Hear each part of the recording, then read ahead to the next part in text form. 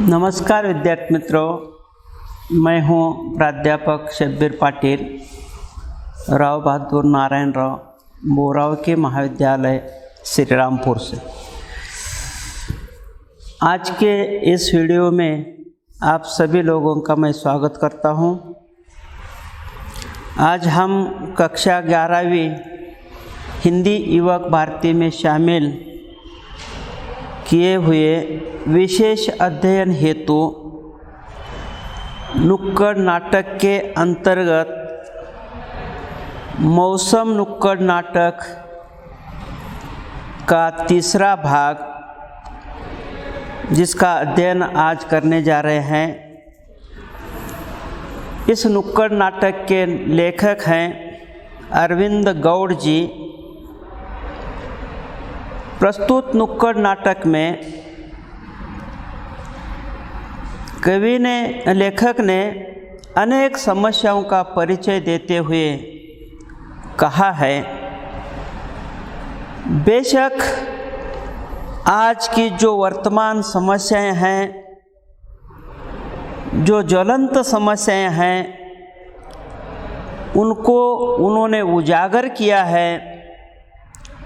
उजागर करते हुए लोगों में जागरूकता लाने का प्रयास भी इसमें किया गया है।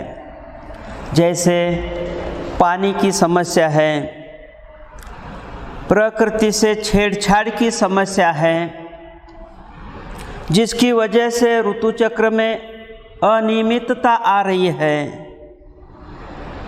जल प्रदूषण की समस्या। प्रस्तुत नुक्कड़ नाटक के माध्यम से ऐसी समस्याओं का चित्रण करके हम सब का ध्यान इनकी ओर आकर्षित किया है। इस नुक्कड़ नाटक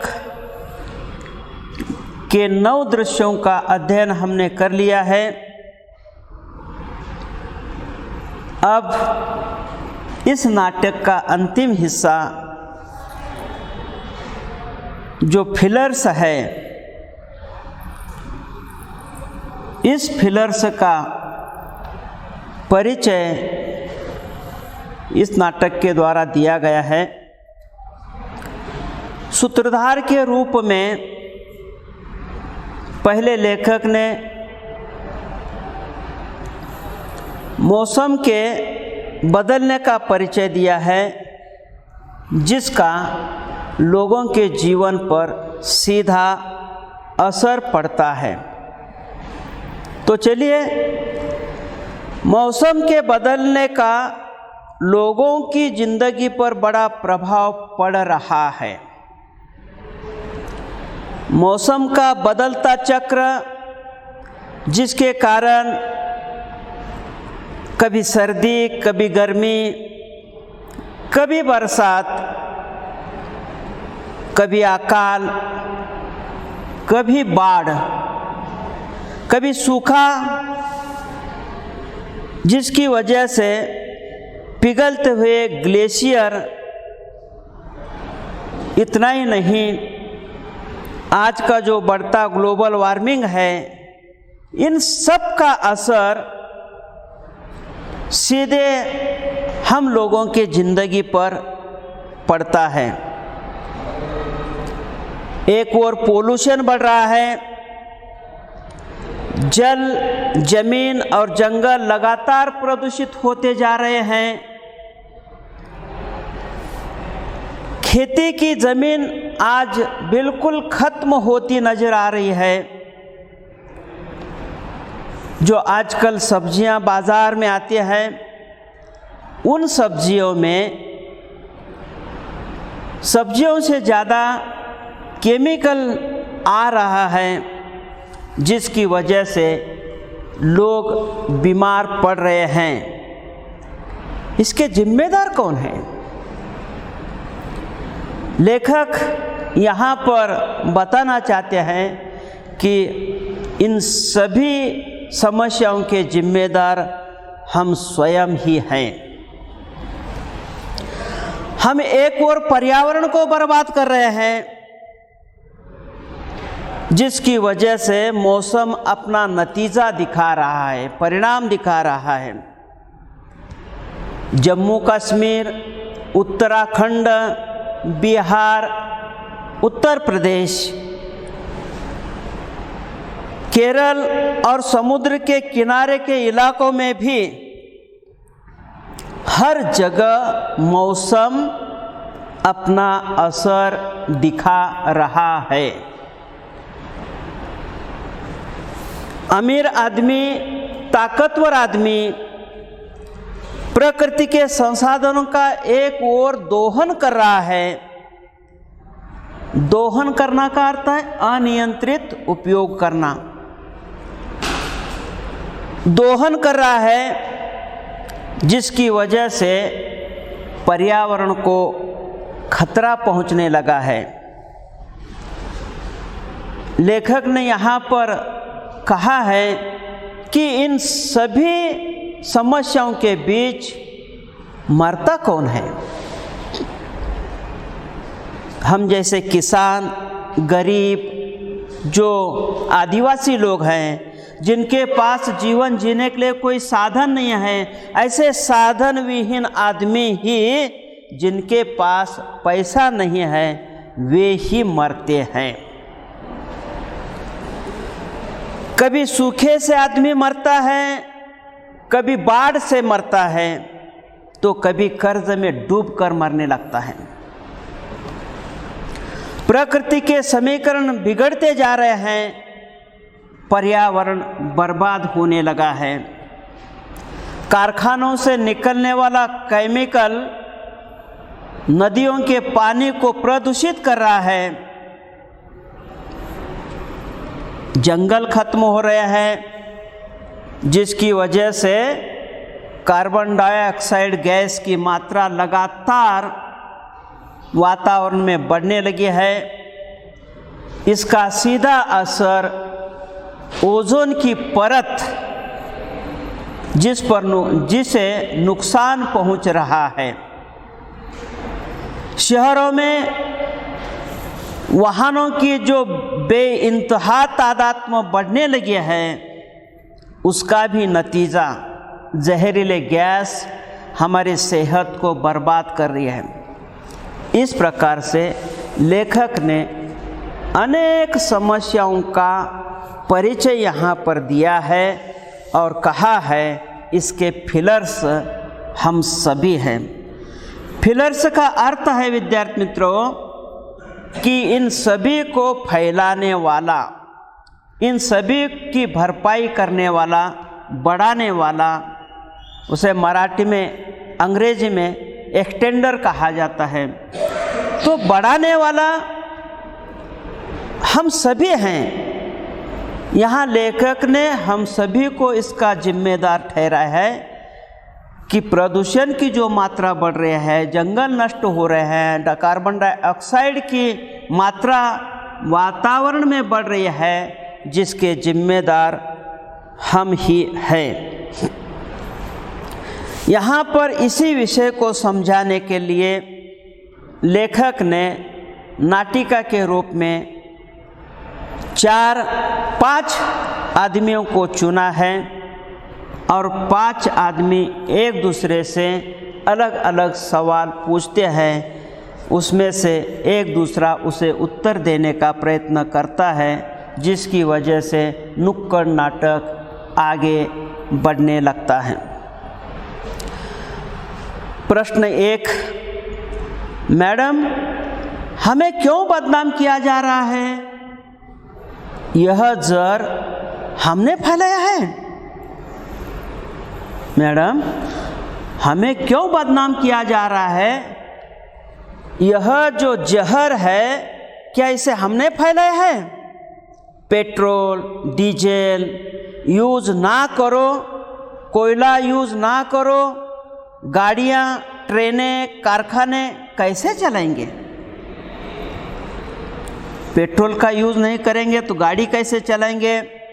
डीजल नहीं कराएंगे तो बड़ी गाड़ियाँ कैसे चलेंगे?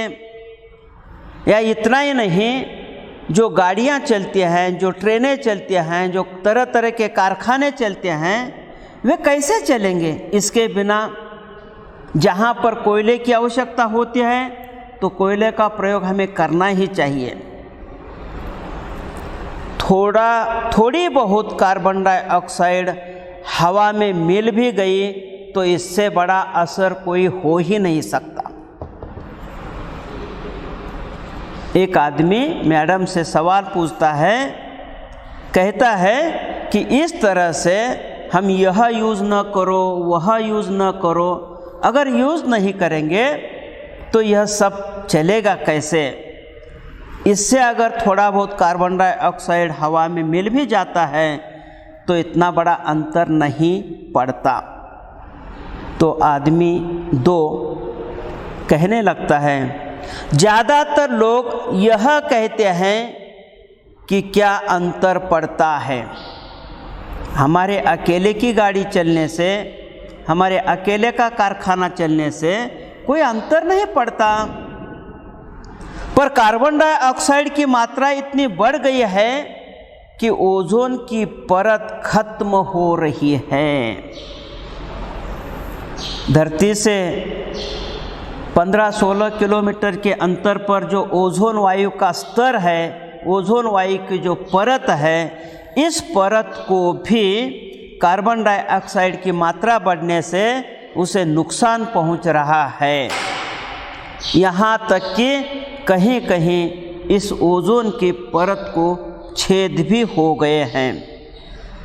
धीरे धीरे उसमें छेद हो रहा है। मौसम बदल रहा है, खेती बर्बाद हो रही है, उसके साथ साथ लोगों की ज़िंदगी भी बर्बाद हो रही है। क्या वह असर नहीं है? पशु पक्षी गायब हो रहे हैं, क्या यह असर नहीं है? हमारी हवा में, हमारी पानी में, हमारी ज़मीन में, हमारे यहाँ तक कि हमारे शरीर में जहरीली गैस फैल रही है, क्या यह असर नहीं है? यह सब कुछ जानते हुए भी हम शुतुरमुर्ग की तरह रेत में अपना मुंह गड़ाए हुए हैं। विद्यार्थी मित्रों, जो शुतुरमुर्ग होता है, शाहमृग होता है, वह जब कोई तूफान आता है, ज़ोर से हवा चलने लगती है, तो वह रेत में अपना सर छुपा लेता है और समझता है कि यह तूफान चला गया। पर जैसे ही वह रेत से अपना सर निकालता है तो फिर वही उसे हवा, तूफान दिखाई देता है, तो बार बार वह मुंह छुपाकर थोड़ी देर के लिए रुक जाता है। ठीक उसी प्रकार से आज का मनुष्य भी इन समस्याओं को जानता है, उसके परिणामों को जानता है, फिर भी प्रदूषण को फैलाने का काम करता ही है। इसकी ओर लेखक ने यहाँ पर हमारा ध्यान आकर्षित किया है। फिर दूसरा प्रश्न पूछा जाता है, खेत में अगर दवा न डाले, यूरिया न डाले, कीटनाशक न डाले तो अच्छी फसल कैसे होगी? अपने बीवी बच्चों का पेट भी तो पालना है। आजकल का जो किसान अपनी फसल से ज़्यादा उत्पादन लेने के लिए तरह तरह के औषधियों का प्रयोग करता है, रासायनिक खतों का प्रयोग करता है, जिसके माध्यम से अगर उसके खेती के लिए पानी है तो फसल अच्छी आती है, उत्पादन भी अच्छा मिलता है। लेकिन हमारे भारत देश में मौसम बदलने की वजह से बारिश की कमी आ गई है, इसलिए ज़्यादा रासायनिक खतों का प्रयोग करने के बावजूद भी उसे उतनी फसल, उतना उत्पादन मिल नहीं पाता। लेकिन इसके साथ साथ जिस उत्पादन को ज़्यादा लेने के लिए उसने इतना खर्च किया है, जिसके माध्यम से पूरी ज़मीन बंजर बनते जा रही है, यह भी लेखक ने यहाँ पर समझाया है। तो उत्तर उसे मिलता है, कीजिए, पर इससे आपकी ज़मीन बंजर हो जाएगी, वहाँ कुछ भी नहीं उगेगा। यूरिया डालने की वजह से सब्जियों में केमिकल आ रहा है, लोग बीमार पड़ रहे हैं। तीसरा सवाल फिलर्स के रूप में पूछा जाता है, मैडम जी अगर बड़े बड़े कारखाने नहीं चलाएंगे तो विकास कैसे होगा? मैडम जी अगर बड़े बड़े कारखाने नहीं चलाएंगे तो विकास कैसे होगा? तो उत्तर मिलता है, किसने रोका है तुम्हें कारखाने लगाने से? कारखाने चलाने से तुम्हें किसने रोका है? विकास करना है ना तुम्हें, विकास करने से कोई रोक नहीं सकता। लेकिन जहाँ खेती होती है वहाँ कारखाने मत लगाओ, यह उत्तर के रूप में लेखक ने यहाँ मैडम के द्वारा समझाया है। वहाँ अगर कारखाने लगाओगे तो पेड़ काटोगे, जंगल कटेगा, और जंगल कटने की वजह से, पेड़ कटने की वजह से ग्लोबल वार्मिंग निश्चित तौर पर बढ़ेगा। ग्लोबल वार्मिंग का अर्थ है विद्यार्थी मित्रों, भूमंडलीय उष्मीकरण या वैश्विक तापमान। पूरे दुनिया में, विश्व में तापमान बढ़ रहा है। अगर इसी तरह से जंगल कटते रहेंगे, पेड़ कटते रहेंगे तो निश्चित तौर पर यह ग्लोबल वार्मिंग बढ़ने लगेगी। तो चौथा सवाल पूछा जाता है, हमें क्या लेना है उस ग्लोबल वार्मिंग से? भले ही विश्व में इस प्रकार का तापमान बढ़ता हो, लेकिन हमें उससे क्या लेना देना है? अगर बाहर गर्मी पड़ती है तो मैं अपने घर में एसी चलाऊंगा, एसी लगाकर मैं अपने दरवाजे खिड़कियां बंद करके अंदर बैठ जाऊंगा। रेगिस्तान में अगर बर्फ पड़ रही है, कुछ साल मैं एसी चलाऊंगा, इससे कौन सी मेरी भैंस की पूंछ उखड़ जाएगी, और अगर उखड़ भी गई तो मैं अपनी भैंस को भी एसी में ही बिठा लूँगा। मुझे क्या अंतर पड़ता है? उत्तर उसे मिलता है, ठीक है तुम्हें क्या तो फर्क नहीं पड़ता, आज नहीं पड़ता, लेकिन कल निश्चित तौर पर तुम्हारे जीवन पर उसका असर होता दिखाई देगा। रेगिस्तान में बर्फ पड़ रही है, कुछ साल पहले यूनाइटेड अरब अमीरात में बर्फ पड़ी, ठीक है चला लो एसी, लेकिन याद रखना रहना इस दुनिया में ही हमें है। अगर आप एक एक करके एसी चलाने लगेंगे तो एसी से निकलने वाली वायु हमारे लिए निश्चित तौर पर घातक सिद्ध हो जाएगी। हम इस दुनिया को छोड़कर कहीं नहीं जाएंगे, धरती को छोड़कर कहीं नहीं जाएंगे। हमें तो चांद पर जाकर भी रहना मुश्किल है, और चांद पर जाकर भी नहीं रह पाओगे। इसलिए अभी से तुम्हें सोचना होगा, अभी से तुम्हें सावधान रहना होगा। पांचवा सवाल उनसे पूछा जाता है कि अमुक अमुक व्यक्ति के घर में 20-20 एसी चलते हैं, लोगों को क्या फर्क पड़ता है? वे अपने स्विमिंग पूल का पानी रोज बदलते हैं, घर में 20-20 एसी लगाते हैं कुछ लोग, उन्हें भले ही फर्क नहीं पड़ता, क्योंकि उनके अपने परिसर में, उनके अपने घरों में स्विमिंग पूल बनाया हुआ रहता है, और इस स्विमिंग पूल से वे अपना जो दुष्परिणाम होते हैं उससे बचने का प्रयास करते हैं। स्विमिंग पूल का हर रोज़ वे पानी बदल लेते हैं।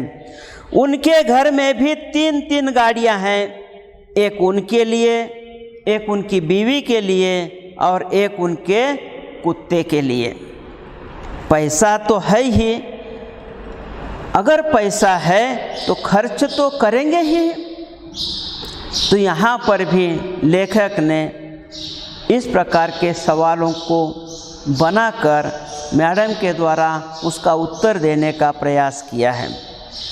आप ऐसा खर्च अगर कर सकते हैं, लेकिन नेचुरल रिसोर्सेस जो कुछ हैं, हमारे प्राकृतिक जो संसाधन हैं, उन रिसोर्सों को खर्च करने का किसी को कोई हक नहीं है।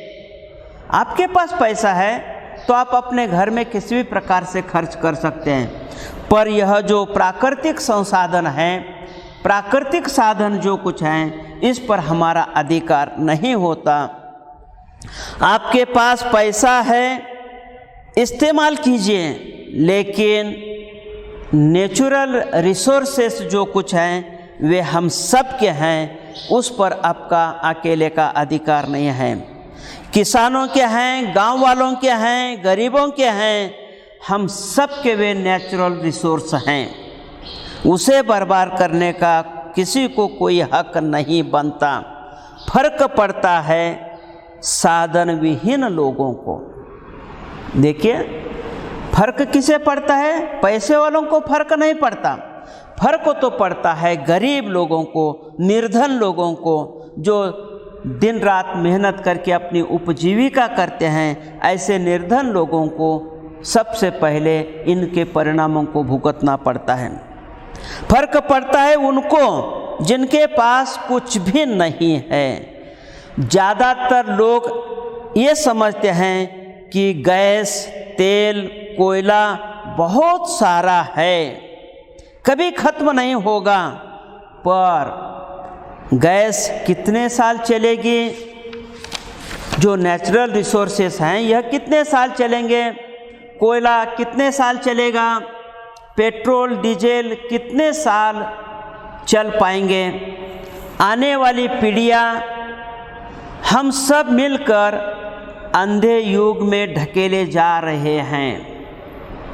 इस प्रकार से लेखक ने कहा है कि यह जो नेचुरल रिसोर्सेस हैं, जिनकी मर्यादाएं हैं, जिनकी सीमाएं हैं, अगर उसे हम अनियंत्रित रूप से खर्च करते रहेंगे तो आने वाली जो पीढ़ियां हैं, हम सब पीढ़ियां अंधकार में चले जाएंगे।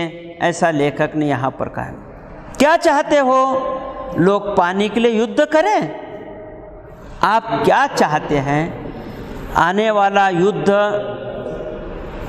इस उस बात के लिए नहीं, बल्कि सिर्फ पानी के लिए विश्व युद्ध छिड़ जाएगा। ऑक्सीजन के सिलेंडर साथ लेकर चलना पड़ेगा। खाने के लिए एक दूसरे को भले ही लोग नोच लेंगे, एक दूसरे को नोच करके वे खाकर अपना जीवन जी पाएंगे, लेकिन उन्हें पीने के लिए पानी नहीं मिलेगा, ऑक्सीजन नहीं मिलेगा। यह यहाँ पर बताना चाहते हैं। इसलिए प्रकृति से खेलकर हम बर्बाद कर रहे हैं। खुद हमें, अपने आप को और आने वाली पीढ़ी को। लेखक ने यहाँ पर समझा है, प्रकृति से छेड़छाड़ न करके हमें खुशहाली का जीवन जीना है। इस तरह से प्रकृति के साथ छेड़छाड़ करेंगे तो निश्चित तौर पर हम खुद घाटे में चले जाएंगे, आने वाली पीढ़ी भी नुकसान में चली जाएगी। विद्यार्थी मित्रों, प्रश्न 6 के रूप में पूछा गया है कि मेरी फैक्ट्री है दवाओं की। क्या कहा है? देखिए, मेरी फैक्ट्री है दवाओं की, अब मैं अपनी फैक्ट्री का वेस्ट कहाँ डालूंगी? फिर मेरी फैक्ट्री दवाओं की है, दवाइयाँ निर्माण की जाती हैं। अब उससे निकलने वाला जो रासायनिक पदार्थ है, गंदला जल है, उसे मैं कहाँ छोड़ूंगी? यह समुद्र बहुत बड़ा है, इस समुद्र में मैं छोड़ने का प्रयास करूंगी। वहाँ यह जो वेस्ट कचरा उस समुद्र में जाएगा तो निश्चित तौर पर वहाँ डाइल्यूट हो जाएगा, वहाँ पतला हो जाएगा, उसका विघटन हो जाएगा। इस प्रकार की सोच एक महिला ने प्रश्न के रूप में प्रकट की है। तो उत्तर दिया गया है मैडम के द्वारा, भले ही तुम अपना वेस्ट जो कुछ है, कचरा जो कुछ है फैक्ट्री का, समुद्र में डालना चाहोगे तो डाल सकते हैं, डाइल्यूट हो जाएगी इससे। लेकिन उस समुद्र में रहने वाली जो भी कुछ मछलियां हैं, लाखों मछलियां मरती हैं। समुद्र के सहारे जीने वाले मछुआरे जो कुछ हैं वे बेरोजगार हो जाएंगे। पशु पक्षी मर रहे हैं, गायब हो रहे हैं, क्योंकि हम समुद्र को स्वयं मिलकर प्रदूषित कर रहे हैं, पेड़ पौधों को काट रहे हैं। आपको फर्क नहीं पड़ता क्योंकि आपको कारखानों से पैसा मिलता है। उनको फर्क पड़ता है जो बेजुबान प्राणी हैं, वह जो जानवर बोल नहीं सकते, ऐसे बेजुबान जानवरों पर इसका सबसे पहला बड़ा असर पड़ता है। हाइड्रो प्लांट नहीं लगाएंगे तो बिजली कहाँ से पैदा हो जाएगी? देखिए विद्यार्थी मित्रों, आखिरी सवाल पूछा गया है कि किसी की हाइड्रो प्लांट कंपनी है जिससे बिजली पैदा की जाती है, जो पानी से बिजली बनाई जाती है, उसे हाइड्रो प्लांट कहा जाता है। अगर हम हाइड्रो प्लांट नहीं लगाएंगे तो आपको बिजली कहाँ से मिल पाएगी? तो उत्तर के रूप में मैडम ने कहा है, हम शोर इसलिए मचाते हैं क्योंकि आप लोग बहरे हैं। सुनने वाला अगर ठीक से नहीं सुनता तो हम ज़ोर ज़ोर से बोलने का प्रयास करते हैं, शोर मचाने का प्रयास करते हैं। ठीक उसी तरह से आप भी शोर मचा रहे हैं। इसका मतलब यह नहीं है कि हम सब बहरे हैं। हम लोग शोर मचाते हैं उन लोगों को सुनाने के लिए जो लोग सुनना नहीं चाहते। वास्तव में बहरा कोई नहीं रहता, लेकिन ज़ोर ज़ोर से हम शोर करने लगते हैं तो इसका मतलब यह है कि सामने वाला आपकी बातें सुनना नहीं चाहता, वह सुने इसलिए शोर मचाने का प्रयास करते हैं। क्यों हम सोलर प्लांट नहीं लगा सकते? सोलर प्लांट इतने महंगे क्यों हैं? वे लोगों की पहुंच से परे क्यों हैं? जितनी कीमत में न्यूक्लियर प्लांट लगता है उतनी कीमत में हज़ारों विंड मिल लग सकते हैं। देखिए विद्यार्थी मित्रों, यहाँ पर हाइड्रो प्लांट की बात कही गई। हाइड्रो प्लांट का अर्थ है पानी से बिजली बनाए जाने वाला कारखाना। अब पानी की कमतरता आ गई है, इसलिए हम हाइड्रो प्लांट चला नहीं सकते, लेकिन उसकी जगह हम सोलर प्लांट लगा सकते हैं जो सूर्य शक्ति के आधार पर चलते हैं। लेकिन सूर्य शक्ति पर चलने वाले जो औजार होते हैं, जो साधन होते हैं, वे साधन बहुत महंगे होते हैं, ऐसा कहा जाता है। इसलिए हम विंडो मिल लगा सकते हैं। यहाँ पर विंडो मिल का अर्थ है हवा के द्वारा चलने वाली, पवन पर चलने वाली जो मिल होती है उसे विंडो मिल कहा गया है। तो ऐसे विंडो मिल लगा सकते हैं जिससे करोड़ों लोगों को बिजली मिल सकती है, जिसे हम पवन चक्की कहते हैं। ऐसी पवन चक्की लगवाकर उससे बिजली प्राप्त कर सकते हैं। हम सब मिलकर इसे अगर प्रोत्साहन देते हैं तो निश्चित हमारा लाभ हो जाएगा, लेकिन हम सब मिलने में बहुत बड़ी दिक्कतें आती हैं। इस पर रिसर्च आज होना चाहिए, पर रिसर्च आज भी नहीं हो रहे। जिस तेजी से क्लाइमेट चेंज हो रहा है, क्या इस पर रिसर्च की जरूरत नहीं है? क्लाइमेट वातावरण में हर रोज़ बदलाव आ रहा है। इस पर अनुसंधान करने की, सर्च करने की आवश्यकता है। उसके लिए कोई एक्शन प्लान लेना आवश्यक है। हम सब की यह जिम्मेदारी है। श्रीनगर में जो हुआ, उत्तराखंड में जो हुआ, इधर तमिलनाडु, केरल, भोपाल गैस का जो कांड हुआ है, यह सब चेतावनी नहीं तो और क्या है। भोपाल की वह घटना जिसे दुनिया अब तक भुला नहीं पाई, तो ये इस प्रकार की जो घटनाएं होती हैं वे हमारे लिए सावधान करने वाली घटनाएं हैं, हमें चेतावनी देने वाली घटनाएं हैं। अब भी संभल जाओ, अगली बारी हमारी भी आ सकती है। उधर भोपाल के लोगों को नुकसान हुआ, तमिलनाडु के लोगों को नुकसान हुआ, कल वैसा नुकसान हमारा भी हो सकता है। इसलिए हमें संभलने की सूचना यहाँ पर दी है। कहा जाता है कि सुबह का भूला अगर शाम को घर आए तो उसे भूला नहीं कहता, कहा जाता। इस प्रकार से लेखक ने यहाँ पर हम सबको सावधान रहने की चेतावनी दी है। जिसे हम आज बर्बाद कर रहे हैं, जल्द ही वह हमारी पूरी सभ्यता को भी बर्बाद कर सकता है। वक्त है संभलने का, सोचने का, एक्शन लेने का। अंत में यहाँ कहा गया है, अरे रुक जा रे बंदे, कहाँ जा रहा है, अरे रुक जा रे बंदे, अरे थम जा रे बंदे, कि प्रकृति आखिर हंस पड़ी। इस प्रकार से प्रकृति ने इतने अन्याय सहन करने के बावजूद भी जो उसके सामने वह आदमी आया है, उस एक आदमी को प्रतिनिधि बनाकर दुनिया के सभी आदमी को प्रकृति ही चेतावनी दे रही है, जिसे मैडम के रूप से संबोधित किया गया है। विद्यार्थी मित्रों, यहाँ पर यह पाठ हमारा समाप्त हो जाता है। आप इसे समझ पाए होंगे ऐसी मैं आशा रखता हूँ।